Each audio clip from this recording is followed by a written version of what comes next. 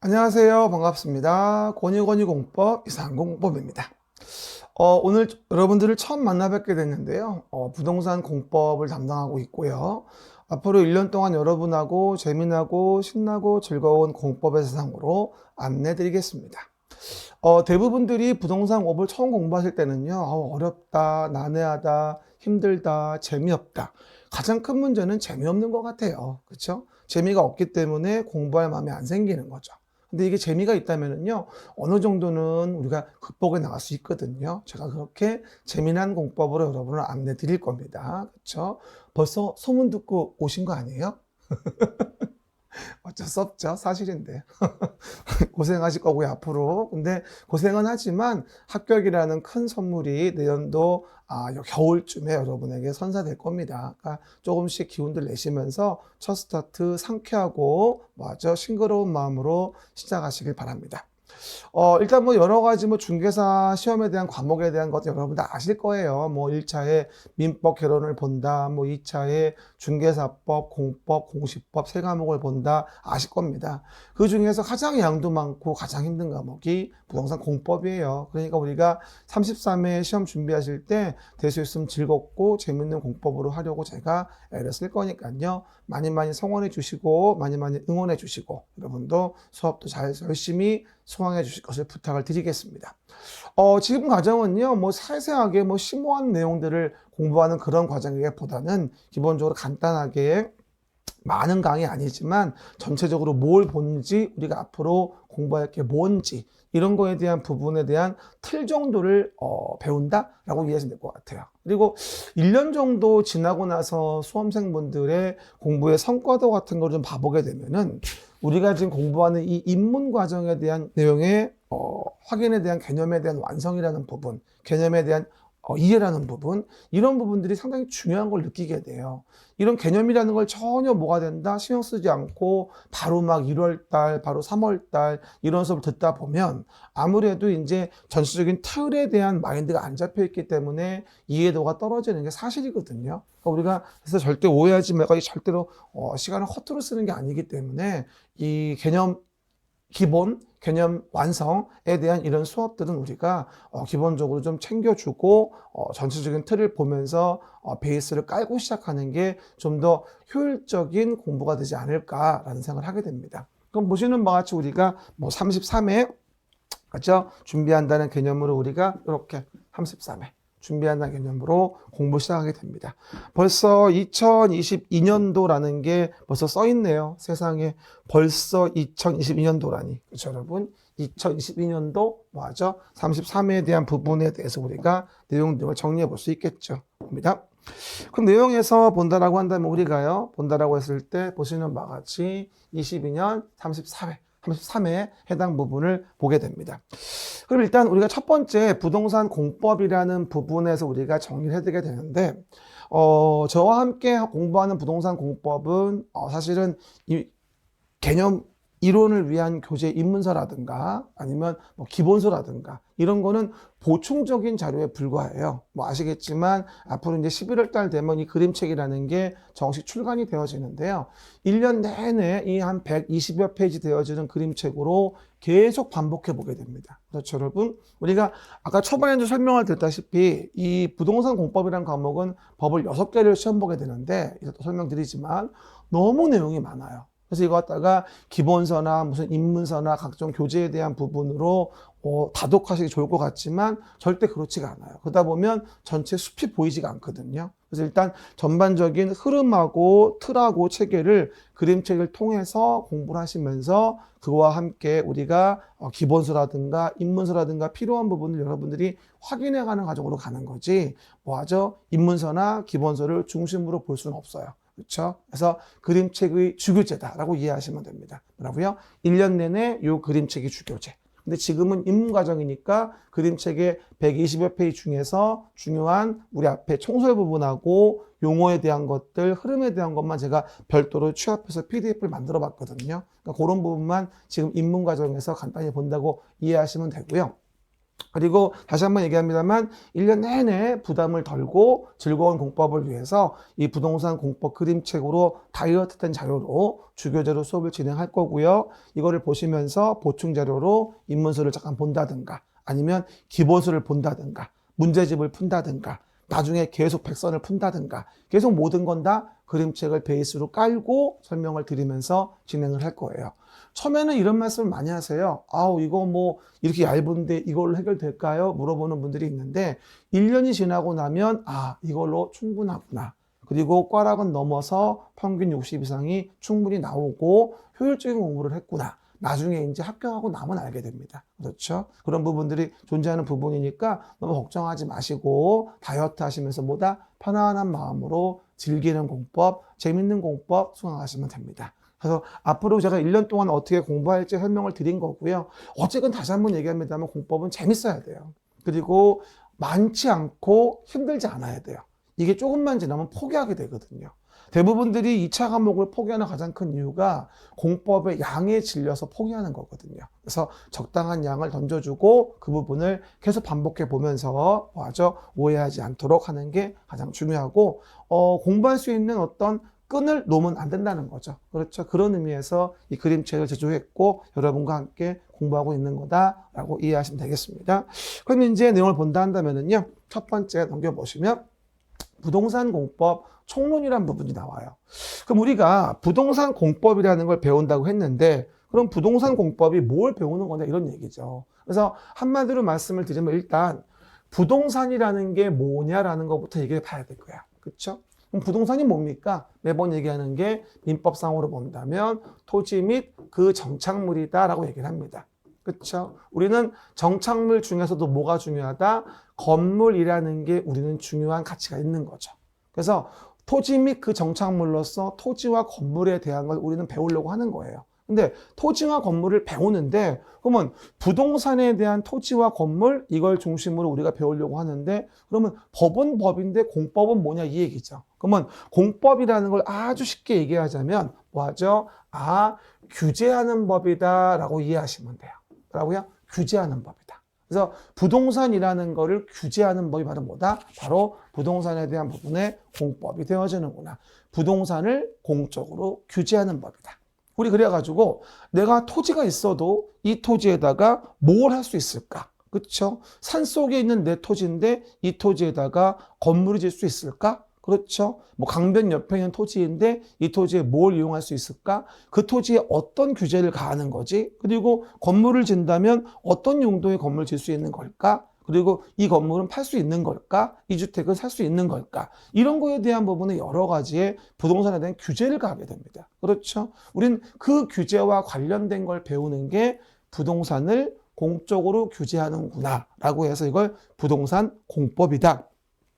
이래 설명을 드리는 거죠. 아주 간단하게 얘기해서. 그렇죠? 그럼 우리가 기본적으로 항상 얘기하는 게 그러면 법이라는 걸 배우자라고 얘기를 하잖아요. 법을 배운다. 그러면 법이라는 걸 배우게 되는데 이 법은 그럼 우리 보시는 공법만 있는 거냐고 하는 거죠. 아니요. 공법만 있는 게 아니라 사법이라는 법도 존재하고 그 다음에 공법이라는 것도 존재합니다. 이렇게 이해할 수가 있어요. 사법과 공법으로 구분한다고 하죠. 그래서 우리가 기본적으로 사법, 공법에 관계된 부분의 구분에 대한 걸 설명을 드려보면 뭐 법학개론 시간 때 대학교 1학년 때 배웠던 내용이 기억날지 모르겠는데 여러분 이렇게 이해하시면 돼요. 우리가 기본적으로 사법이다, 공법이다 이런 법률 관계에 대한 부분을 설명을 드려보면 이렇습니다. 일단 기본적으로 개인과 개인 간의 관계예요. 그렇죠? 개인과 뭐하죠? 개인 간의 관계. 써있네요. 그렇죠? 이렇게 개인과 개인 간의 관계에서 뭐하죠? 평등하게. 누가 집에 우월적이지 않고 평등하게 의사표시의 청약 승낙에 의해서 의사표시 합치로 이루어지는 법률행위. 이거 우리 보통 뭐라 하냐면 계약이라는 말을 쓰게 되거든요. 이와 같이 당사자의 쌍방, 뭐하죠? 개인과 개인 간의 관계. 이런 관계를 규율하는 법이 사법관계라고 얘기를 합니다. 그래서 우리가 대부분 개인과 개인 간의 관계에 대해서는 보통 계약이라는 법률행위를 하게 되는데 이런 경우에 이거를 뭐다 규제하는 법률이 바로 사법관계다. 개인과 개인 간의 관계라고 얘기하는 거죠. 그래서 우리가 일정한 토지가 있었다. 이 토지에 대한 부분은 갑은 팔고 을은 사고자 한다. 그럼 이 토지에 대한 팔고 사는 부분에 대해서 그 매도인과 매수인 간의 권리와 의무가 있을 것이다. 이에 대한 부분의 권리 의무에 대한 부분을 어떻게 조율하고 보호할 건가. 이걸 정하는 게 이제 사법관계예요. 그래서 개인과 개인 간의 관계고 누가 집에 우월적이지 않고 평등한 관계다. 이런 관계를 규율한 법이 사법이고 우리가 이거를 1차 과목에서 뭐로 배우냐면 민법이라는 과목에서 이걸 배우게 돼요. 그래서 여러분이 앞으로 민법이라는 과목을 배우게 되면 너랑 나랑과의 관계에 대한 부분을 배우는 거구나. 어떻게 규제하는지, 내 권리가 어떻게 보호되어지는지, 내가 상대방에 대해서 계약관계에 어떤 의무가 있는지, 이거에 대한 개인과 개인 간의 관계로 평등한 관계, 이걸 규율하는 관계를 배우는 게 사법관계고 민법을 배우는 거라 이해하시면 됩니다. 사실 우리 중개사 공부에서 가장 초석이 되어지는 법이 민법이고요. 민법이 해결이 안 되면 우리가 중개사는 물 건너가는 거죠, 사실은요. 그렇죠? 그러니까 우리가 민법이라는 건 항상 베이스로 깔고 잘 공부해야 될 중요한 부분인 거니까 뭐하죠? 부담 갖지 말고 편안하게 배우시면 되고요. 근데 만약에 요 개인인 을이 요 토지를 샀잖아, 지금. 갑으로부터. 법률행위에 의해 가지고. 그러면 을은 요 토지를 왜 샀을까라고 하는 거죠. 그렇죠? 왜 샀는지는 요 을한테 물어봐야 되겠지만 을은 요 안에 있어서 물어볼 수는 없고요. 그렇죠? 재미없어요? 물어볼 수 없고요. 그래서 요 토지를 왜 샀니? 물어봤더니 을이 자기는 건물을 지려고 샀대요. 건물을. 그러면 이렇게 을은 건물이라는 거를 토지 위에 짓고자 할 겁니다. 그럼 문제는 요 을은 토지 위에다 건물을 짓고자 하는데 토지만 있다면 자기 맘대로 을은 건물을 질 수 있는 건가? 라고 하는 게 좀 궁금해지는 거죠. 그러면 그럴 때 을은 자기 맘대로 막 건물 짓 수는 없어요. 그렇죠. 왜냐하면 규제를 받거든요. 그렇죠. 그러다 보니까 보시는 바와 같이 을은 이 토지에 건물을 짓기 위해선 누구한테? 공공의 관청에 가서. 뭐라고요? 공공의 관청에 가서 나 건물 질 거예요 라고 가서 허가라는 걸 받아야 돼요. 그럼 허가를 받으면 요 건축물의 토지 위의 건축물의 건축에 대한 부분이 적법해지는 거거든요. 그러면 아무렇게나 건물을 토지 위에 질 수 있는 것이 아니라 우리 일반 개개인은 공적인 주체인 서울특별시로 본다면 종로구청장에게, 그렇죠? 강남구청장한테 가서 건축 허가를 받아요. 그러면 허가를 받음으로 인해 가지고 요 건축물의 건축의 행위가 적법해지는구나라고 이해하시면 돼요. 그러면 결론적으로 봐요. 요 법률 관계는 누구와 누구와의 관계예요? 일반적인 개인과 공적인 주체와의 관계죠. 그렇죠? 아까처럼 개인과 개인 간의 관계가 아니에요. 그렇죠? 지배 우월적인 서울특별시장, 종로구청장, 강남구청장 이런 공적인 주체와 개인 간의 관계거든요. 그리고 이런 공적인 주체는 요 개인 을에게 뭘 가하는 거야? 아무렇게나 건물을 질 수 없게 행위 제한이라는 걸 가하게 되는 거예요. 이렇게 공적인 주체와 개인 간의 관계, 이걸 우리는 뭐라 하냐? 우리가 알고 싶은 게 뭐냐? 이걸 공법관계라고 해요. 물론 공공과 공공 간의 관계도 공법관계가 됩니다. 하지만 우리가 관심 있는 건 공적인 주체가 나한테 어떤 규제를 가하려고 하는지, 나는 어떤 규제를 받아서 이 토지를 어떻게 이용할 수 있을지, 이 건물을 어떻게 사용할 수 있을지 라는 걸 알고 싶은 거거든요. 그럼 우리가 배우고자 하는 건 뭐예요? 나와 공적인 주체와의 관계고, 공적인 주체가 공공복리 증진을 위해서 지배 우월적 지위에서 나에게 어떤 규제, 행위 제한을 가하냐, 이걸 배우고 싶은 게 바로 우리의 부동산 공법이라는 공법 관계가 되어지는 거예요. 이런 공법 관계에 대한 부분은 앞으로 내년 1년 후 시험 볼 때까지 저랑 1년 내내 지지고 볶고하면서 맛있게 만들어낼 예정입니다. 그렇죠? 그러면 부동산 공법이라는 것은 부동산인 토지나 건물에 대한 부분에 대한 것에서 공적인 주체가 우리 일반 개개인을 어떻게 규제하는가, 부동산을 어떻게 규제하는가, 지배 우월적 지위에서 이걸 공부하는 게 관련된 공법이구나. 부동산 공법은 부동산을 공적으로 규제하는 법을 배우는 거구나. 이렇게 일단 이해하시면 가장 간단하게 공법이 뭘 배우는 건지 이해할 수 있는 거예요. 공법은 굉장히 많아요, 사실은요. 하지만 그 중에서도 부동산과 관련된 규제를 배우는 게 부동산 공법이구나 라고 해당 내용들을 이해하시면 될 것 같습니다. 그래서 우리가 앞으로 법이라는 뭐하죠? 인위적 규범을 배울 텐데 그럴 때 개인과 개인 간의 관계로서 평등한 관계를 규율하는 건 민법이란 법에서 너랑 나랑 관계의 권리 의무를 배우는 게 사법관계 민법을 배우는 거 1차 과목에서 그리고 2차 과목에서는 부동산 공법 등 각종 공법을 배우게 될 텐데 부동산과 관련돼서 공적인 주체가 일반 개인을 지배우월적주의에서 어떻게 규제하는지 목적은 공공복리 증진을 위해서 어떻게 제한을 가하는지라는 거를 알고 싶은 게 뭐다? 부동산 공법이구나. 대표적으로 토지를 뭐하죠? 매입한 을이 그 토지 위에다가 뭐다? 건물을 짓고자 한다면 종로구청장 서울특별시장에게 허가를 받아야만 건축물 건축은 적법해질 수 있겠구나. 어떤 규제를 받는구나. 이렇게 이제 예시를 들어 제가 설명을 드린 겁니다. 그렇죠? 무슨 말 하는지 이해는 가시죠? 됐습니다. 그럼 이제 이런 부동산 공법을 앞으로 배울 텐데 그러면 우리가 배우는 부동산과 관련된 공법은 몇 개냐는 거예요. 그러면 우리가 배우는 부동산 관련된 법은 사실은 6개입니다.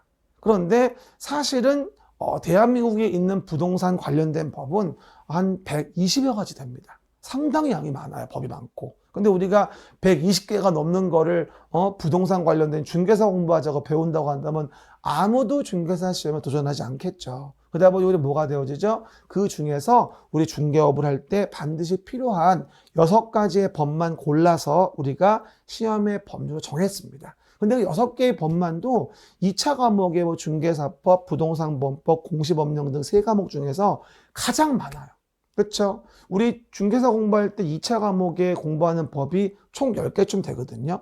그 중에 6개가 부동산 공법이에요. 그렇죠? 그러니까 얼마나 많은지 아시겠죠? 법 하나 배우는 게 중개사법이고 3개 배우는 게 공시법령 등이거든요. 그러다 보니까 엄청난 양 때문에 앞에서 얘기했다시피 질리고 지쳐서 재미가 없다. 이렇게 말하는 게 보통은 우리의 내용이거든요. 그러면 어떤 법을 배우는지 일단 봐볼까요? 6개의 우리 법이 있습니다. 그럼 내용에서 보시는 바와 같이 부동산 공법의 40문항의 체계다라고 해서 우리가 내용 등을 정리해 볼 수 있는데 어떤 법을 6개를 배우냐 이 얘기. 첫 번째가 뭐냐면 국토를 계획하자 이용을 규제하기 위해서 이렇게 얘기합니다. 뭐라고요? 국토를 계획하자 이용을 규제하기 위해서. 항상 설명을 드립니다만 우리가 항상 설명을 드릴 때 계획이라는 걸 만든다고 합니다. 이것도 굉장히 중요한 개념인데요. 아까 제가 공법이라는 게 규제를 위해서 만들었다. 공공복리 증진을 위해서 토지 건물에 대한 부분을 규제하겠다. 이렇게 말씀을 드렸거든요. 그런데 문제는 뭐냐면 그 규제를 가하기 위한 여러 가지 이제 방법이 사실 있습니다. 근데 여러분 같으면은 뭐 누구누구한테는 헐렁한 잣대를, 누구누구한테는 아주 탄탄한 잣대를 댄다. 그러면 평등하지 않잖아요. 그런 규제는 말이 안 되죠. 평등하게 해야죠. 그러다 보니까 기본적으로 규제를 가하는 기본 원리가 필요했던 거예요. 그럼 규제를 가하기 위해서 기본적인 원리가 뭐가 필요했냐? 행정청 늘 서울시장이 계획을 만들게 된 거죠. 그리고 그 계획을 만들어서 규제를 하기 이른 겁니다. 그리고 우리가 행정청이 만드는 수립하는 계획이라 그래서 행정계획이라는 말을 쓰게 되는데요. 이 계획이 없으면 규제를 가할 수가 없는 거예요. 왜? 평등할 수가 없으니까. 그렇죠? 그러다 보니 대한민국의 부동산 공법은 어느 법을 가든 간에 항상 계획이라는 게 나와요. 그 계획으로 무엇을 규제하는지를 뭐가 된다? 말하고 싶은 거죠. 그럼 항상 우리는 봐봐요. 부동산 공법은 부동산을 공적으로 규제하는 법인데 그 규제를 위한 수단이라는 게 계획을 만들어서 계획대로 규제하는 거구나. 뭐라고요? 계획대로 규제하는 거구나. 이게 바로 뭐다? 우리가 배우는 부동산 공법의 기본적인 툴이 되어지는 거죠.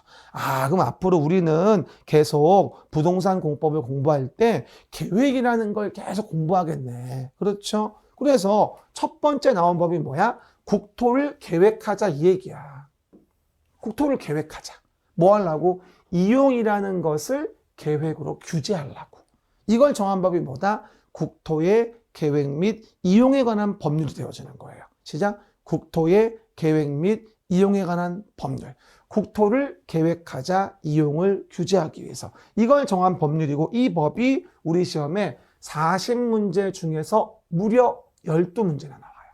뭐라고요? 40문제 중에 무려 12문제. 그러다 보니 30%가량이 뭐가 되어진다? 우리 시험에 차지하는 비율이 국토의 계획 및 이용에 관한 법률을 시험 보는구나. 앞으로 짧게 부를 때 뭐라 부르냐? 우리가 국토계획법이라고 많이 불러요. 뭐라고요? 국토계획법이라고 많이 부르게 됩니다. 그래서 이제 앞으로 1년 내내 국토를 계획하자, 이용을 규제하기 위해서. 시작. 국토를 계획하자, 이용을 규제하기 위해서 라고 하는 법률을 우리가 1년 내내 앞으로 배우게 됩니다. 그렇죠? 그리고 이런 관련된 부동산 공법의 가장 헌법적인 근거는 또 뭐냐면요. 모든 법은 또 헌법에 부합하게 해야 되거든요. 헌법에 어긋나게 규제를 가하면 헌법에 어긋나는 위헌 판결을 받아요. 그러니까 당연히 헌법에 공법상 규제의 근거가 있어요. 그렇죠? 그게 바로 헌법 23조가 되어지는데요. 모든 국민 재산권은 보장된다. 그리고 그 내용과 한계는 법률로 정한다. 그리고 재산권 행사는 공공복리에 뭐다 적합해줘야 되고 보상은 법률로 정하되 정당한 보상을 지급해줘야 된다. 공공복리 목적으로 규제를 가한다고 한다면 결론적으로 뭐가 될까요? 우리가 그러니까 특별한 희생이 되어준다고 한다. 일반적 규제가 아니라 특별한 희생이 되어준다고 한다면 그에 대한 규제에 대해서는 적정한 보상이 있어야 되겠구나. 그런 보상도 없으면서 무분별하게 특별하게 나한테 행위 제한을 강요하고 규제를 가한다면 이건 헌법에 어긋난다는 위헌 판결을 받거나 가끔 TV에서 보는 헌법 불합치 판결 이런 걸로 인해 가지고 법문의 의미가 상실되는 그러한 경우도 생깁니다. 그래서 우리가 공법상 규제를 가하는 것에 헌법적인 근거는 헌법 23조에 있다라고 이제 해당 내용을 인지하시면 될 것 같아요. 외우란 말이 아니라 이제 흐름과 페이스, 우리가 바닥 베이스를 얘기하는 거니까 그런 부분들은 뭐 오해 마시고. 그럼 너무요, 공부할 때 이걸 외워야지, 내가 다 암기해야지, 이런 부담 갖지 마세요. 왠 줄 알아요? 못 외워요. 그렇죠? 이놈의 공법이라는 건 워낙 많아가지고 베이스부터 차곡차곡 쌓아가지고 여러분의 성을 쌓아서 이해를 해서 연결을 시켜야 되는 부분이지 물론 필연적으로 몇 가지 외워야 할 것들은 있죠. 중간중간에. 흐름하고 목차는 알아야 되니까. 근데 전반적인 내용을 다 외울 수는 없어요. 이렇게 암기하려고 하는 공법 때문에 여러분이 꽈락을 면치 못하는 거예요. 그 점 항상 주의하셔야 돼요. 공법은 암기 과목이 아니에요. 절대로. 나중에 가서 암기는 해야 되겠지만 그 점을 처음부터 저는 분명히 말씀드리고 싶어요. 잘 따라오시면 공법에서 뭐 60점이 안 나온다거나 이런 일은 벌어지지 않을 겁니다. 그렇죠? 제가 약속을 드릴게요. 여러분에게. 약속. 이게 복사인가? 그 정도 보시면 되고요. 그러면 국토를 계획하자, 이용을 규제하기 위한 법률로. 그래서 보시는 바와 같이 봐요. 근데 문제는 뭐냐면 도시라는 걸 우리가 계획한다. 국토를 계획한다고 했거든요. 근데 국토라는 건 너무 넓어서 한꺼번에 계획하는 게 상당히 어려워요. 너무 넓어서. 그러다 보니까 국토를 한꺼번에 계획하는 게 어려우니 그럼 어떡하지 고민하다가 그러면 국토를 이루는 단위가 뭐가 있을까라고 생각을 한 거예요. 그 국토를 이루는 단위가 바로 도시였던 거예요. 그죠? 그러면 도시마다 계획을 만들어 규제를 가하자. 왜? 국토를 이루는 기초 단위가 도시니까. 그럼 대표적으로 그 도시가 어디냐? 바로 우리 서울 같은 경우는 뭐다? 특별시. 서울 특별시. 그리고 인천 같은, 부산 같은, 광주 같은 광역시. 쓸 필요 없어. 뒤에 가면 나와요. 됐죠? 그리고 세종시 알죠? 세종 특별자치시. 특시. 제주도 특별자치도. 특별자치도. 그 다음에 도 밑에 있는 각종 시군. 경기도 밑에는 보통 21개의 시군이 있다고 하지 않습니까? 31개의 시군이 있다고 하지 않습니까? 그런 얘기들. 그래서 특광, 특시, 특도, 시군에 대한 부분에 도시마다 도시에서 계획을 만드는 거예요. 그럼 만약에 지금 우리가 보고 있는 서울특별시라고 가정해 보자고요. 그러면 특별시라는 도시에서는 특별시장이 그 도시에 뭘 만들자? 계획을 만드는 거예요. 그러면 도시계획에 의해서 계획으로 규제를 가하면서 현재 어디? 이렇게 서울시를 규제해서 현재 모습을 만든 거죠. 만약에 보시는 바와 같이 송파 일대, 위례 일대 요 동네에다가 신도시를 만들었어요. 이게 바로 위례 신도시죠. 그러면 그 송파 일대 위례 신도시라고 해서 도시개발법에 따른 도시개발사업이라는 걸 진행을 하게 돼요. 그래서 우리 보통 알고 있는 신도시라는 거를 만드는 사업을 하게 되는데 이 신도시를 만드는 사업하는 게 바로 도시개발사업이라는 말을 쓰게 되고요. 그 개발사업으로 하는 것도 다 서울시의 도시계획으로 계획해서 규제해서 이루어지는 거예요. 그렇죠? 아, 그러면 이렇게 하자. 국토를 계획하자 이용을 규제하기 위해서. 이걸 정한 법률이 국토의 계획 및 이용에 관한 법률인데 국토를 직접 계획하는 게 어렵다 보니까 국토를 이루는 단위, 도시마다 계획을 만들어 규제를 가하자. 그래서 우리는 1년 내내 실제는 뭘 배운다? 도시계획이라는 걸 사실은 1년 내내 배우게 됩니다. 그렇죠. 그래서 한마디로 서울시면 서울시란 도시에 대해서 서울시장이 계획해서 부동산을 어떻게 규제하는지 이걸 배우는 게 부동산 공법의 대부분의 흐름인 거예요. 여러분이 나중에 서울시에서 이제 각종 도시에서 중개 사무를 보시다 보면 뭐 저 주유소 질 거예요. 토지 좀 구해주세요. 그런데 중개사가 공법을 몰랐어요. 그래서 의뢰인이 싸고 좋은 땅 소개시켜서 했는데 뭐하죠? 관악산 꼭대기에 있는 땅을 소개시켜줬다. 이러면 안 되거든요.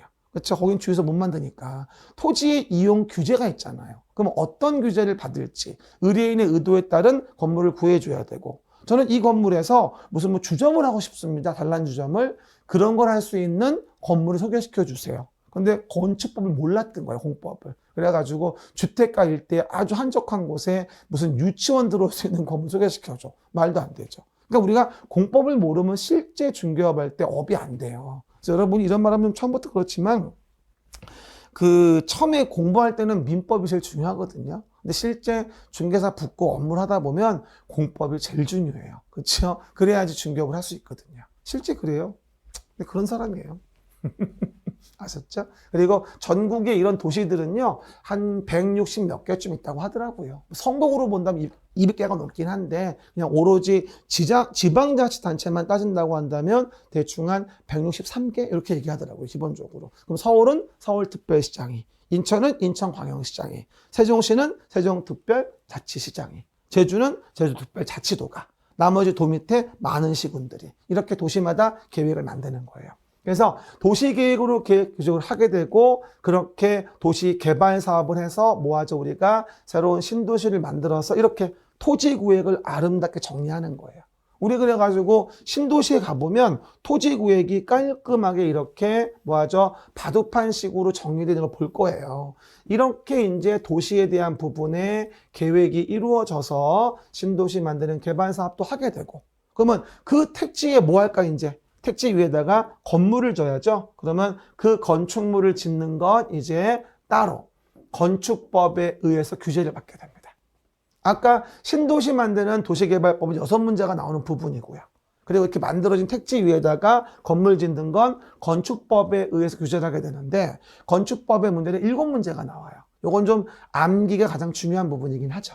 그렇죠. 근데 만약에 건축법에 의해서 건축물을 짓는 건데 문제는 그 건축물 중에서 만약에 이와 같이 주택이라는 걸 짓는다 가정을 해보자고요. 근데 주택을 짓는데 짓는 양이 30호, 30세대 이상으로 짓는다고 가정해보자고요. 그러면 단순한 건축물의 건축은 단순한 건축법으로 규제를 가해서 허가받고 짓게 하겠지만 그 주택이 30채 이상 되어준다고 한다면 이건 단순한 건물이 아니거든요. 건축물 중에서도 좀 주택 단지를 이루는 스페셜한 건물이 되어져요. 이런 경우는 우리가 주택 단지란 말을 쓰게 되거든요. 그럼 주택 단지니까 그 단지 안에다가 주민들이 공통으로 쓰고자 하는 부대시설 같은 것도 만들어줘야 되고 그리고 뭐 어린이 놀이터와 같은 뭐가 된다? 생활 복리시설도 만들어줘야 돼요. 이렇게 뭐하죠? 주택 부대복리설 건설된 1단 토지 우리 뭐라 하냐면 우리 이걸 주택 단지라 불러요. 이런 단지는 단순한 건축법에서 규제할 수 없고 따로 주택법을 만들게 되는데 그 주택법에 의해서 사업계획 승인을 받아 주택을 지라고 합니다. 이거는 위에 있는 것처럼 단순하게 건축법상 건축의 허가를 받아 짓는 게 아니라 이거는 사업으로 봐서 사업계획에 대한 승인을 받아서 주택단지를 짓게 되는 거라고 이해하시면 돼요. 그러니까 건축물 중에서 30채 이상에 대한 부분은 주택의 단지로 만들게 되는 거죠. 그러면 이거는 단순한 건축법이 아니라 따로 주택법에 의해서 특별하게 더 관리가 되어져요. 이걸 배우는 게 바로 뭐다? 주택법이 되어지는 거죠. 주택법은 7문제가 나와요. 여러분 요즘 TV 보면은 많이 나오잖아요. 뭐 투기과열지구가 어떠니, 청약 조정대상지역이 어떠니, 무슨 분양가 상한제 제한을 받니 안 받니, 거주 의무를 지키니 어쩌니 뉴스에 많이 나오지 않습니까? 그렇죠. 우리 여러분 그리고 앞으로 뉴스 좀 봐줘야 됩니다. 그래야지 우리가 배우는 게 뭘 배우는 건지 원하는 게 뭔지를 파악할 수가 있어요. 뉴스는 꼭 봐줘야 돼. 아셨죠? 드라마에서 끊어요. 끊을 수는 없고 좀 줄여요. 그렇죠? 대신에 뉴스를 좀 많이 보셔야 됩니다. 그래야지 앞으로 어떤 규제가 나오는 건지 뭘 강하는지 간을 볼 수가 있거든요. 물론 그 안에서 제가 이제 개정된 거나 앞으로 어떻게 바뀌는 거에 어떤 팁을 드릴 거니까. 그러면 이해가 훨씬 쉬워지거든요. 그렇죠? 그렇게 이해하시고요. 그래서 우리가 도시개발법에 의해서 개발 사업을 해서 여기다가 새로운 단지와 시가지를 만들고 그 위에다가 건축물을 지어서 건축법 규제받고 그중에 주택의 단지를 만든다면 주택법의 사업계획 승인을 받는구나. 이 건물 짓는 것만 7문제니까 14문제가 건물 짓는 것만 문제가 나오는 거예요, 사실은요. 그렇죠? 우리 중개업할 때는 가장 중요한 건 주택법이에요, 사실은요. 신도시 만드는 개발사업 같은 거 중개사업 관여할 일이 별로 없어요. 그리고 건축법도 그렇고요. 사실 이제 주택법이 우리 주택에 관련된 게 중개가 많기 때문에 가장 관심 많이 가는 부분이긴 하죠. 그렇죠? 그리고 이렇게 지어놓은 주택에 대한 부분이 시간이 가면 점점 노후불량해지게 돼 있어요. 지어놓은 건물이 뭐다? 점점 노후불량해진다. 그러면 노후불량한 건축물이 생기면 이걸 가만 놔두면 안 되고 무너질 수 있으니까 개량해줘야 되거든요. 이렇게 노후불량한 건축물을 개량하는 사업을 뭐라 하냐면 정비사업이라는 말을 쓰게 됩니다. 뭐라 한다? 정비사업. 시작. 정비사업. 이 정비사업이 바로 우리가 배우는 그 다음 단계 내용들인 거죠. 그럼 정비사업은 앞으로 배울 때 상당히 어려운 법 중에 하나인데 정비사업은 3가지가 있어요. 주거 환경을 개선하기 위한 사업이라는 게 존재하고 그 다음에 재개발 사업이라는 것도 존재하고 여러분 많이 아시는 재건축 사업이라는 요 3가지 사업으로 정비사업을 정리할 수가 있어요. 그래서 두꺼봐 헌집을 줄 테니까 새 집 주면 안 되겠니? 라고 하는 게 바로 노후불량 건축물 개량에 대한 정비사업이 되는 거죠. 우리 지나가다 보면 동네 재개발 재건축할 때 봐봐요. 쓰러져가는 집들을 부시고 새로 지어서 얼마나 이쁘게 지어놓습니까? 이게 노후불량 건축물 개량을 위한 정비사업인 거예요.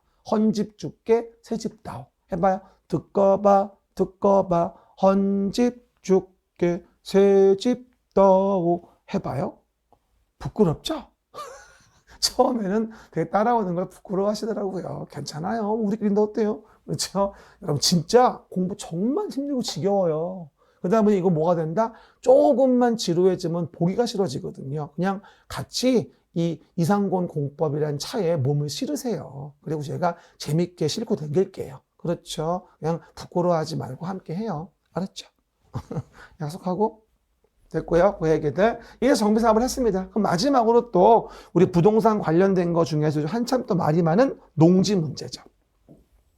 사실 농지를 중개사무소에서 중개하는 경우 꽤 많지는 않은데 우리 서울에서는요. 하지만 농지에 대한 부분도 요즘 뭐 경자 유전의 원칙이라고 해서 아무나 농지를 소유할 수 없게 하지 않습니까? 최근 뭐 LH 직원분들이 또 잘못해서 주말처 명령한다고 병명을 대면서 또 투기 세력으로 들어와 가지고 또 고급 정보 가지고 또 문제를 일으키지 않았습니까? 그러다 보니까 그것 때문에 농지법이 또 상당히 또 도덕적 해이를 방지하기 위해서 아주 강화가 됐어요. 농지는 농업하는 자들만 소유해라 뭐 이런 식으로 바뀌면서. 그렇죠, 여러분? 농지를 누가 소유할 수 있는지, 그리고 어떻게 이용해야 하는지, 그리고 어떻게 보전이 이루어져야 하는지, 농지의 소유, 이용, 보존에 대한 부분을 하나하나 외우는 게 농지법인데, 근데 너무 염려하지 마실 건 농지법은 딸랑 2문제밖에 안 나와요.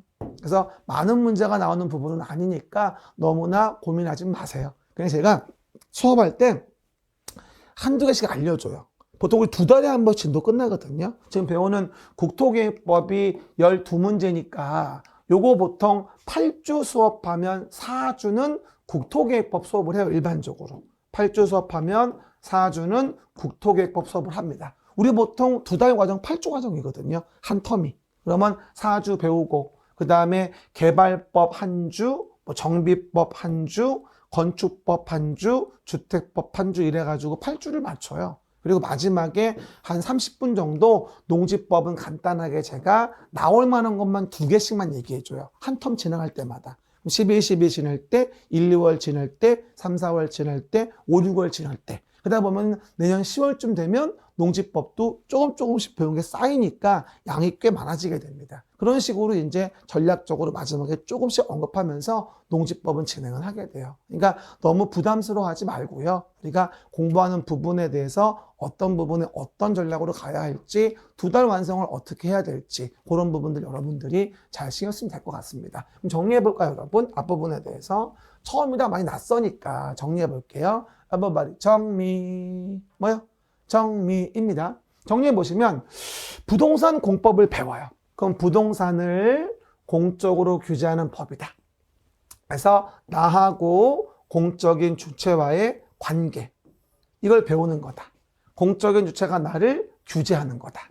그러면 그 규제를 위해서는 반드시 계획이 필요하다. 그래서 계획을 만들어 규제를 가하게 되는데 그 첫 번째 법률이 국토의 계획 및 이용에 관한 법률이다. 12문제가 나오고, 그리고 그 국토를 직접 계획하는 건 어려우니까 우리는 도시를 단위로 계획을 하게 되는 걸 실제는 배우게 된다. 도시계획. 그리고 그 도시계획에 의해서 사업을 할 때 첫 번째가 신도시 만드는 도시개발법상 개발사업이 있고, 이렇게. 그리고 거기 만들어진 택지 위에다가 건축물을 짓는 거, 건축법, 주택단지를 만드는 거, 주택법. 그게 지어진 건물들이 노후불량해지면 개량하는 재건축, 재개발 등의 정비사업. 그리고 농지의 소유 이용 보전 어떻게 하지? 농지법. 이런 식으로 우리가 총 6개의 법률을 하나하나 8주 동안 반복해 배우게 되고요. 결론적으로 우리가 1, 2, 3, 4, 5, 6, 7, 8, 9, 10 이런 식으로 5, 6번 돌리게 되거든요. 물론 2시간 단 같은 경우는 3개월 반으로 진행하는 게 있긴 하지만요. 그래서 우리가 오해하지 마시고 앞으로 이 부분을 배우는 거다. 여러분 이런 말이 있잖아요. 지피지기면 백전백승이라고. 그러다 보니 뭘 배우는지를 이 개념 기본이론, 입문 과정을 모른다고 한다면 우리는 이길 수가 없는 거죠. 그러니까 단순히 막 암기하려고만 덤비는 거는 우리 시대 때 구태의연한 공부의 방법인 거죠. 요즘은 우리 때 공부하던 대학 갈 때 학력고사식의 공부가 아니라 이해하고 응용하고 하는 수능형 형태의 공인중개사다. 이렇게 이해해도 무리가 없을 것 같아요. 그래서 요즘에 중개사 시장은 그래서 수능 세대에 공부하셨던 분들이 좀 더 학습 성취도가 높은 것 같아요. 저도 수능 세대가 아니거든요. 보기엔 이렇게 젊어 보이지만 저도 이제 학력고사 되기 때문에 우리는 수능 세대가 아니에요. 그러다 보니까 처음엔 이해하고 응용하는 게 많이 어려워들 하세요. 그냥 외우려고만 하고 주입식으로 하려다 보니까. 그런 마인드 좀 바꿔야 됩니다. 그렇죠? 이게 이 내용 바꾸고요. 그럼 이제 앞으로 총론 부분에서 아까 봤던 행정작용에 대한 부분을 좀 볼 필요가 있어요. 마무리하고 싶게요. 그러면 아까 설명한 바와 같이 우리가 토지나 이에 대한 부분에 건물이 있다고 했어요. 그러니까 이를 공적으로 규제하는 게 부동산 공법이라고 했는데 이 부동산이라는 것을 행정 주체가 공적인 주체가 일반적인 우리 개개인들을 규제한다라고 이해하시면 되겠죠. 그럴 때 그 규제를 위한 행정작용을 위해서는요, 뭐가 필요하다? 관련된 법이 먼저 필요할 거예요. 뭐라고요? 관련된 법이 필요하다. 그래서 관련된 법을 만들자. 그게 바로 아까 우리 말씀드렸던 뭐다? 무슨 뭐 국토계획법의 국토법이니 뭐 건축물 짓는 건축법이니 뭐 이런 식으로 우리가 관련 법이 있는 거죠. 그리고 그 법 안에서 아까 얘기했죠. 규제를 가하기 위한 계획이라는 걸 만든다고 했죠. 가장 대표적인 게 국토법에 뭐였어요? 아까 도시계획이었죠. 도시계획으로 규제를 가하는 거고. 그리고 건축법상 적법하면 우리가 이제 뭘 내주죠? 관련 건축물의 건축에 대한 부분에 대해서 허가를 내줘요. 그렇죠? 그러면 관련 법에 어긋나지 않고 계획에 어긋나지 않는다면 누구에게? 뭐하죠? A에게 건축의 허가라는 처분을 내주게 됩니다.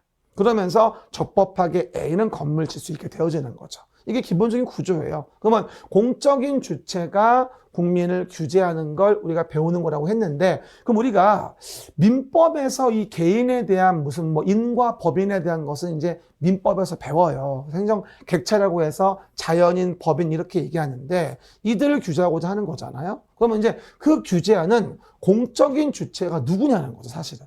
공법을 배울 때 이게 포인트야, 사실은. 그러다 보니 공적인 주체에 대한 행정 주체는 뭐라고 이해할 수 있다, 우리가?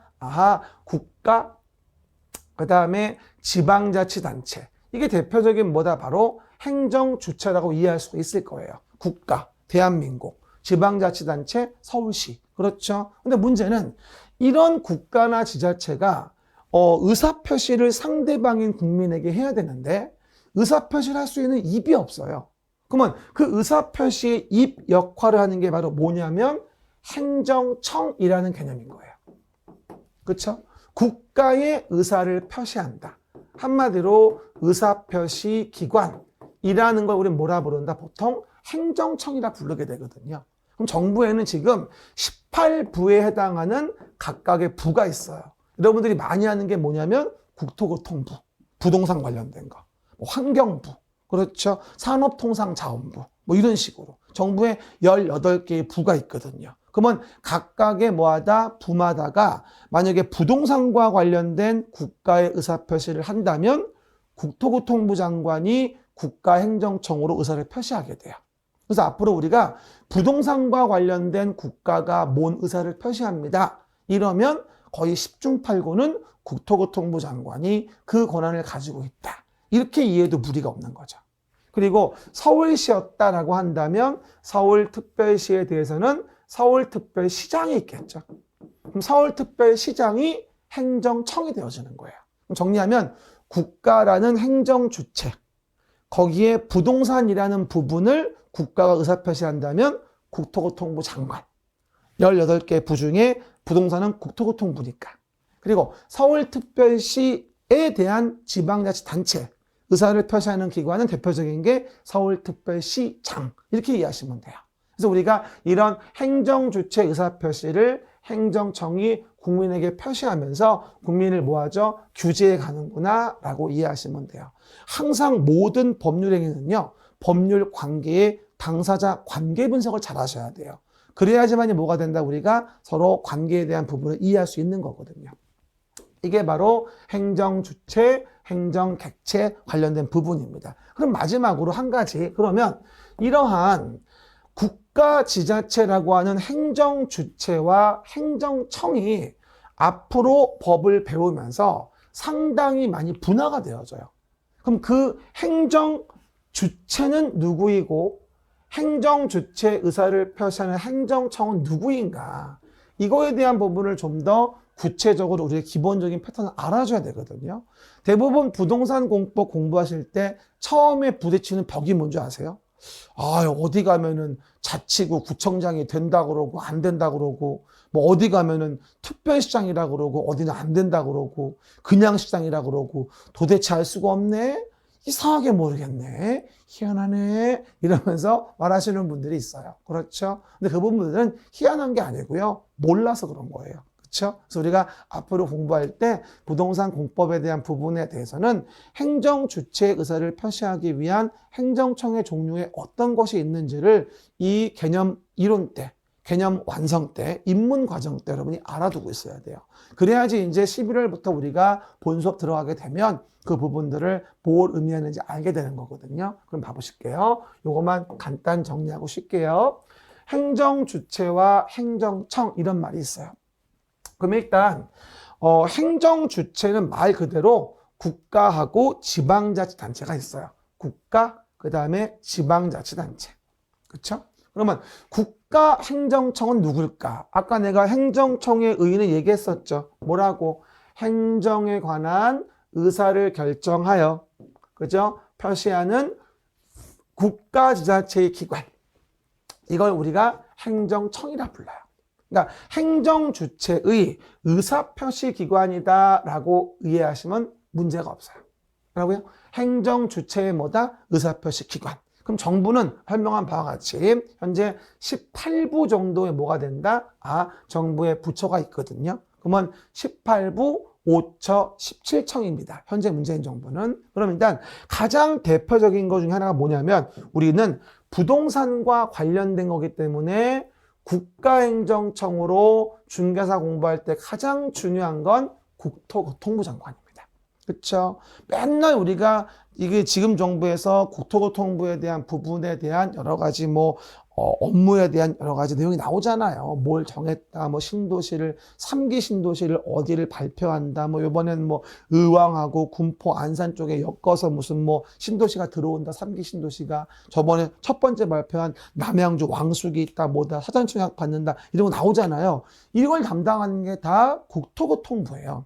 그래서 우리가 앞으로 부동산을 공부하시기 때문에 부동산 관련된 국가는 국토교통부 장관이에요. 그래서 앞으로 우리가 앞으로 국토계획법부터 6가지의 부동산 공법을 공부해 갈 때 계속 우리가 국가가 뭘 했네, 국가계획으로 뭐 했네 이런 말이 나오면 우리는 고민할 거 한 개도 없이 그냥 국토교통부 장관이에요. 그렇죠? 그러니까 그렇게 외우세요. 일단 10중 8구는 부동산과 관련돼서 국가가 뭐를 한다면 그 권한을 가진 국가행정청은 국토교통부 장관이 되어집니다. 그렇죠? 그리고 나서 나머지 농지 관련된 거 나오면 농림축산식품부 장관. 그러니까 농장은 주로 어디 나올까요? 농지법에서 많이 나와요. 농림축산식품부 장관은. 다른 법은 별로 안 나오죠. 그죠? 또 해양수산부 장관은 나중에 또 얘기합니다만 수산자원보호구역 나올 때 나온다든가, 그리고 행정안전부 장관은 비용이나 해당 내용 채권 발행할 때라든가, 그렇죠? 지방채 같은 경우, 그리고 국가 재산을 총 관리하는 거 기획재정부 장관, 경제부총리라고 하죠. 그렇죠? 우리 배우는 범위는 거의 안 나오십니다. 그리고 환경부 장관 나오면 뭐가 중요할까? 환경부 장관 나오면 환경이 나올 때예요. 그죠? 환경이 나오면 국가의사표시는 그냥 환경부 장관이에요. 이거 말고도 많이 있죠. 18개의 부가 있는 거니까. 하지만 외울 수는 없어요. 요 정도가 주로 나오시는 분들이고요. 하지만 10중 8구는 국토교통부 장관이라고 이해하시면 돼요. 그렇죠? 너무 어려워하지 마시고 광역자치단체에 대한 부분은 아래 배우지만 국가에 대한 부분의 행정주체에 대한 의사표시 기관인 행정청이라고 하는 건 부동산 관련된 거니까 그냥 국토교통부 장관이 계속 대빵이구나라고 이해하시면 됩니다. 부동산 관련된 국가의사표시 행정청은 누구? 국토교통부 장관. 그렇게 일단은 외우세요. 됐고요. 그럼 마지막으로 지방자치단체가 나오게 돼요. 이게 좀 복잡해요. 처음에 이것 때문에 또 많이 오해들을 하시고요. 그럼 봐봐요. 지방자치단체는 광역자치단체. 한마디로 뭐냐면 큰 도시고요. 기초자치단체는 뭐가 된다? 이거 한마디로 작은 도시 얘기하는 거예요. 그렇죠? 그러면 지방자치단체에 대한 부분이 큰 도시인 게 있고 작은 도시인 게 있다는 거죠. 쉽게 얘기하면. 그럼 권한이 달라요, 사실은. 그러면 광역자치단체의 대표적인 내용이 바로 뭐냐면 우리가 시도지사다 이런 말을 써요. 뭐라고요? 시도지사다. 이게 이제 광역자치단체에 대한 간단히 줄여 얘기할 때 everybody 시도지사 이렇게 얘기를 합니다. 시작. 시도지사 이렇게 얘기를 해요. 그러면 시도지사의 시는 뭐냐 한마디로 이건 특별시, 광역시, 그 다음에 특별자치시 이거를 한꺼번에 말할 때 우리는 뭐라 하냐면 시도지사의 시라고 얘기합니다. 그렇죠? 그리고 도에 대한 부분은 뭐다? 우리 경기도처럼 그냥 도일 수도 있고 그 다음에 제주도처럼 특별자치도일 수도 있습니다. 그렇죠? 이걸 짧게 불러 뭐라 한다? 도라고 하는 거예요. 가끔 이런 질문이 나와요, 여러분. 뒤에 가서 배울 텐데 이런 질문 나옵니다. 뭐라고 나오냐면 시도지사는 이러고 나와요, 조문에서. 근데 그 시도가 뭘 얘기하느냐? 특별시, 광역시, 특별자치시, 도 또는 특별자치도 이걸 짧게 해서 시도지사는 이렇게 언급을 합니다. 그러니까 앞으로 우리가 계속 조문을 배울 때 시도지사는 이렇게 나온다면 뭐라고 이해하자? 특별시, 광역시, 특별자치시, 도 또는 특별자치도 이걸 짧게 부른 걸 시도지사 이렇게 얘기를 해요. 요즘에 여러분 젊은 세대들 다 보면 단어 줄여 쓰잖아요. 왜? 다 말하기 힘들거든요. 얼마 전에도 우리 아들이 저한테 그러더라고요. 아빠 여기 생선이야 이러더라고요. 그래서 웬 생선 임마 이랬더니만 생일 선물. 지금도 생선이라 그러면 우리 어르신들은 모르시는 분들이 있어요. 고등어, 갈치 뭐 이런 건 줄 알고 그런 생선이 아니고요. 생일 선물이잖아요. 마찬가지예요. 법도 변했어요 이제. 그래가지고 이 법을 뭔가 길게 얘기하는 것보다 짧게 부르는 게 법률 경제학적으로 플러스라고 보나 봐요. 그러다 보니까 이런 행정청 조직들도 길게 얘기하면 특별시, 광역시, 특별자치시, 도, 특별자치도인데 이걸 짧게 바쁘니까 시도지사라 한다라고 법에서 약속을 해요. 가로하고 이하 시도라 한다라고 써져 있어요.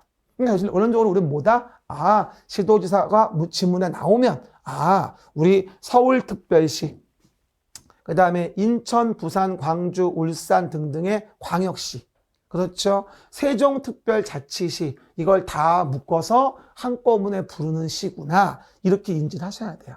그리고 주의할 건 특별시는 서울시 하나예요. 그렇죠? 그리고 광역시는 인천, 대전, 대구, 부산, 광주, 찍고 울산까지 6대 광역시라고 합니다. 하나 특별시, 6대 광역시. 그 다음에 세종특별자치시 하나.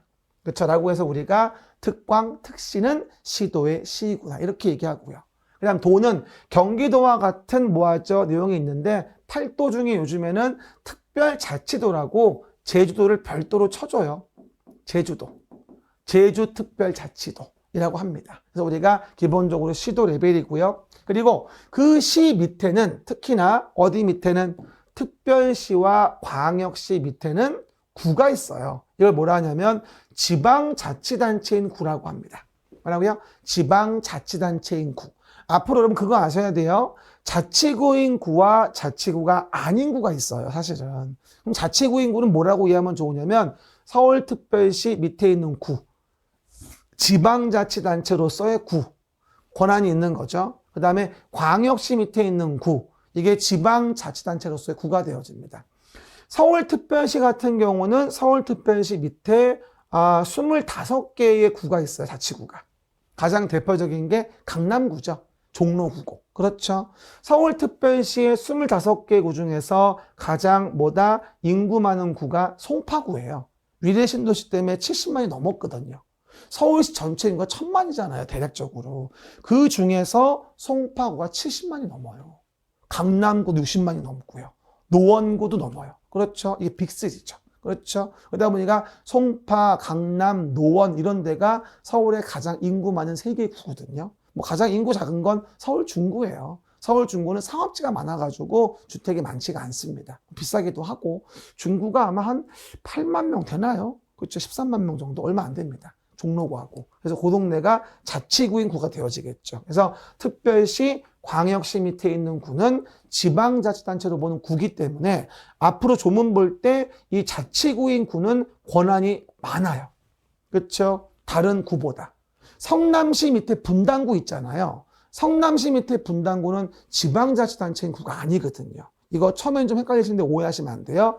특광의 밑에 있는 구가 지방자치단체인 구구나. 그리고 세종특별자치시 밑에는 시군구가 아예 없어요. 그래서 세종특별자치시가 모든 지자체 권한을 다 가지고 있어요. 뭐라고요? 세종특별자치시가 모든 지자체 권한을 다 가지고 있다라고 이해하시면 돼요. 그래서 읍면동밖에 없고 지방자치단체 권한은 아예 없는 거죠. 읍면동은 그냥 행정구역의 분장이니까. 그렇죠? 그래서 세종특별자치시는 앞으로 조문이 나올 때 뭐라고 나와도 모든 권한은 다 세종특별자치시장에 있는 겁니다. 왜? 기초자치단체가 없거든요. 됐죠? 그럼 봐봐요. 서울특별시 종로구이면 종로구청장은 허가권이 있습니다. 건축허가. 하지만 21층 이상의 큰 건물을 지면 특별시장한테 허가받으러 가야 됩니다. 이걸 나중에 건축법에서 배우게 돼요. 그래서 우리가 특광 밑에 있는 구와 그 위에 특광은 좀 권한이 다른데 건축법 등 관련 규정에서 하나하나 설명을 드릴 겁니다. 하지만 세종특별자치시 같은 경우는 기초자치단체가 없으니까 뭐하죠? 모든 권한은 시장한테 있다고 이해하시면 돼요. 그리고 이제 도와 관련된 부분을 보시면요. 도는 그냥 도가 있고 제주특별자치도가 있다고 얘기했었어요. 근데 그냥 도에 대한 부분에 대해서는요. 경기도만 따져보면 31개의 시군이 있어요. 그렇죠? 근데 주의할 게 뭐냐면 도 밑에 있는 요 시장하고 군수가 있는데요. 이 도 밑에 있는 시장 군수에서의 군은 그냥 인구가 작다고 좀 이해하시면 돼요. 지방자치법상 군으로 분리되는 기준이 있는데 거기까지 이해할 필요는 없고요. 그래서 도 밑에 있는데 인구 좀 되면 시인 거고 인구 작으면 군수군하고 이해하시면 돼요. 군이구나. 그러다 보니까 근데 도 밑에 있는 시는 그 시가 그냥 시인 경우도 있고요. 광명시와 의정부시 등 예를 들어서 근데 대도시인 시라는 게 있어요. 요게 아주 중요해요. 처음에 공부할 때 도 밑에 있는 시 중에서 요 대도시인 시 요걸 많이 혼동하시는데 쉽게 말하면 인구가 50만 명 이상 되어지는 시는 도 밑에 있는 시여도 우리가 대도시란 말을 쓰게 됩니다. everybody. 대도시시장 시작 대도시시장. 그럼 왜 이걸 정했느냐? 이유는 지방자치법상 이렇게 된 거예요. 여러분, 광명시 인구 30만 밖에 안 돼요. 35만. 의정부시 인구 40만이고요. 제가 살고 있는 의왕시 같은 동네는 15만 밖에 안 됩니다. 그렇죠? 군포도 그렇고. 그럼 이렇게 인구가 50만도 안 되는 도 밑에 있는 시는 도지사에게 철저한 통제를 받아야 되겠지만 인구가 50만 명 이상 되는 큰 도시들, 대표적인 게 성남시. 여러분, 경기도에서 제일 많은 인구 많은 시가 수원시거든요. 130만이에요. 엄청나죠. 그렇죠? 고양시가 2등인데 110만이 넘었어요. 그렇죠? 용인시 100만, 성남시 95만 이런 식으로. 안양시 60만, 안산시 70만 이런 식으로 뭐가 된다? 인구 50만 명 이상의 시가 있어요. 도 밑에 있는데. 그래서 도 밑에 있는데 인구 50만 명 이상인 시는 도지사한테 통제를 많이 받지 않고 자치권을 좀 더 인정해줘요. 왜? 우리 아들도 많이 크면 좀 인정해 주잖아. 술 좀 먹어도 되고. 마찬가지. 뭐가 된다? 도 밑에 시여도 인구가 50만 명 이상이면 그냥 좀 도의 통제를 덜 해요. 그리고 자치적으로 계획도 결정할 수 있게 해줘요. 대부분의 시군은 다 도지사한테 계획 만들면 승인받고 결정받아야 되거든요. 그런데 뭐가 되죠? 요 대도시의 시장은 도시관리계획 같은 경우는 나중에 배울 텐데 결정을 직접 할 수 있어요. 통제를 덜 받는 거죠. 그리고 이렇게 대도시인 시일 때, 대도시인 시일 때 그 시 밑에 뭐가 있냐면 구가 있는데 이 대도시인 시 밑에 있는 구는 아까 여기 특별시, 광역시 밑에 있는 것처럼 자치구인 구가 아니에요. 그냥 행정청의 업무 분장을 위한 구일 뿐인 거죠. 성남시 밑에 분당구, 수정구, 중원구 있잖아요. 그리고 고양시 밑에 뭐 있죠? 일산 동구, 일산 서구, 덕양구, 구 있잖아요. 수원시 밑에 뭐가 돼 있죠? 무슨 팔달구 등등 있잖아요. 그렇죠? 그러면 이와 같이 대도시 밑에 있는 구들은 이거는 지방자치단체 권한이 없어요. 그냥 업무 분장을 해놓은 구일 뿐이지. 그래서 경기도 성남시에서 건물을 진다면 성남시장이 허가하지 분당구청장이 허가하는 게 아니에요. 알겠습니까? 서울특별시 종로구이면 종로구청장이 허가했잖아요. 다른 거죠. 특광이 밑에 있는 구만 지방자치단체인 구구나, 그리고 이와 같이 경기도 같은 도 밑에 인구 50만 이상의 대도시의 시 밑에 있는 구는 단순한 업무 분장인 구인 것이지 지자체가 아니기 때문에 뭐다? 성남시나 고양시가 지방자치단체가 돼서 권한을 가지고 있다는 얘기입니다. 처음에는 조금 어려워 보이지만 반복해 듣게 될 거니까 앞으로 괜찮아질 거예요. 이거 구분 못하면 조문을 못 읽어요. 그러니까 구분해 보시면 되겠어요. 그리고 내용에서 도 밑에 우리 있는, 예를 들어서 경기도로 본다면 가평군이나 뭐하죠? 뭐 연천군이나 이런 데 있겠죠. 뭐 양평도 군인데 조만간 양평은 시가 된다고 합니다. 그래서 이제 경기도 31개에 대한 뭐하죠? 시군 중에서 현재 군인 거는 양평군까지 3개밖에 없어요. 근데 양평군은 조만간 시가 된다니까 2개밖에 안 남겠죠. 그래서 도 밑에 있는 군은 도의 통제를 받는 거죠. 근데 한 가지만 더 얘기해 드리면 좀 머리 아프지만 봐봐요. 사실은 여기 도지사 밑에만 군이 있는 게 아니라 봐봐. 인천광역시 밑에도, 부산광역시 밑에도 군이 있어요. 혹시 기억나요? 인천광역시 강화군, 인천광역시 강화군, 대구광역시 달성군, 부산광역시 기장군, 이런 식으로 광역시 안에 군이 있는 경우 등이 있거든요. 근데 이 광역시 안에 군은 도지사 밑에 있는 군하고는 권한이 달라요. 그냥 자치구처럼 광역시 밑에 있는 그냥 자치군에 불과합니다. 그래서 이 광역시 안에 군의 권한이 도 밑에 있는 군의 권한과 조문마다 다를 때가 있습니다. 그래서 오해하지 말 건 가끔 가다가 광역시 관할구역 안에 군을 제외한다 이런 조문이 보이면 인천광역시 강화 옹진군은 빼는구나. 그러면 경기도 밑에 있는 가평군, 연천군 이런 군만 얘기하는구나 라고 인지하셔야 돼요. 그래서 오해 말 건 광역시 밑에 있는 강화 옹진군, 달성군, 기장군 이런 거는 일반적인 도 밑의 군과는 다르다라고 일단 이해하시면 되겠죠. 표정을 보아하니까 10대더니 뭐 이렇게 머리가 아파 마 이러는 분이 있는데 이제 시작이야 여러분. 산수 배우는 중이에요. 처음이라 복잡해 보이지만 여러 번 들으면 괜찮아집니다. 그 얘기고요. 그리고 마지막으로 도는 도인데 제주특별자치도가 있어요. 제주특별자치도. 아까 세종특별자치시 제가 설명드렸다시피 이 세종특별자치시하고 제주특별자치도는 그 자체로만 권한이 있어요. 제주특별자치도도 밑에 뭐가 없다? 기초자치단체가 없습니다. 모든 권한은 제주특별자치도지사한테 있어요. 또 이렇게 말하면 뭔 소리야 선생님. 제주시도 있고 서귀포시도 있는데 이거는 지방자치단체가 아니에요? 물어보는데 어떡하죠? 이거는 지방자치단체가 아니에요. 유일하게 시인데 구도 아닌데 유일하게 시인데도 불구하고 지방자치단체 권한이 없는 게 제주도에 있는 시들이에요.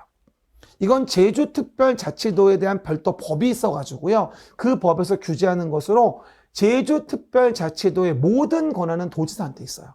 그리고 뭐다? 기초자치단체 시군이 존재하지 않습니다. 이거는 업무 분장에 불과합니다.